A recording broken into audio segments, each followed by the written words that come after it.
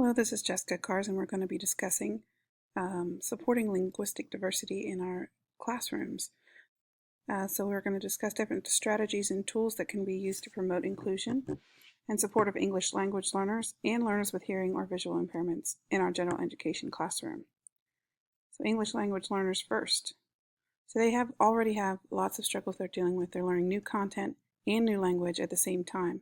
We also have limited technology outside of school, and each child's exposure to English is completely different. So that's going to add another level of complexity to your instructional methods, your instructional media, and your community, your classroom community as a whole.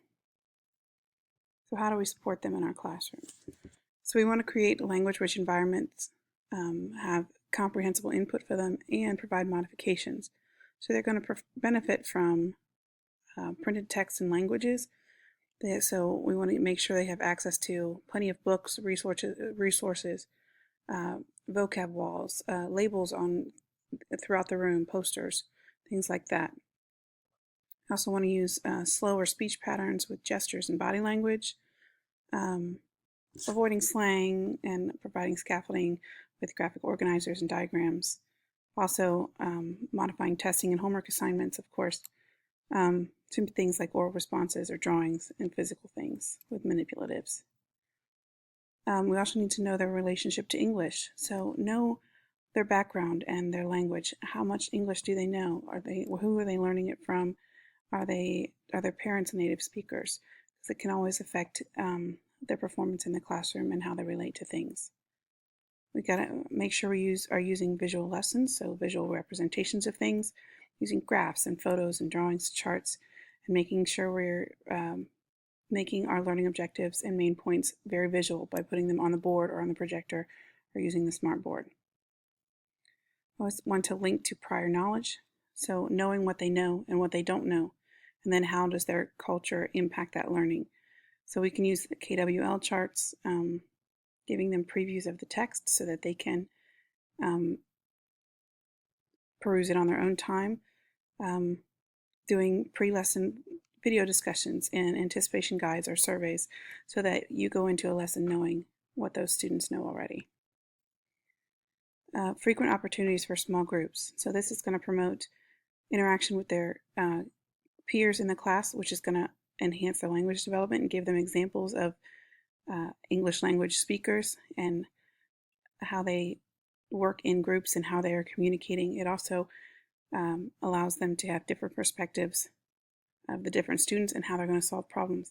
So you want to rotate them through the group so that they get different roles and are exposed to different aspects of working with other people who are native language speakers. Then making sure that we're always giving feedback and then reaching out to our resources. So being encouraging, a balance between encouragement and error correction with clear objectives for both their content knowledge and their language learning. Of course, using our resources, our bilingual resources, our colleagues, specialists, and parents to help form connections with those students. Supporting our students with visual and hearing impairment. So what can we do to have a successful classroom for them? So some teaching strategies for hearing impaired students. You want to keep them close to you so that they are able to hear better, if at all, or they're able to see your face and allow language reading and lip reading. Allow texting for support so that they can get your attention quickly. Learning basic signs and hand signals, using adaptive media, meaning captions and subtitles for your videos and assistive technology. Being very visual with your objectives and your main ideas on the board. Give them the resources ahead of time and allow for suppress the environment noise so that those students who have hearing capabilities are able to use them better. Teaching strategies for visually impaired students. Check with them regularly. That works for your hearing impaired students as well. Know what they're doing and what they're learning and what they need help with.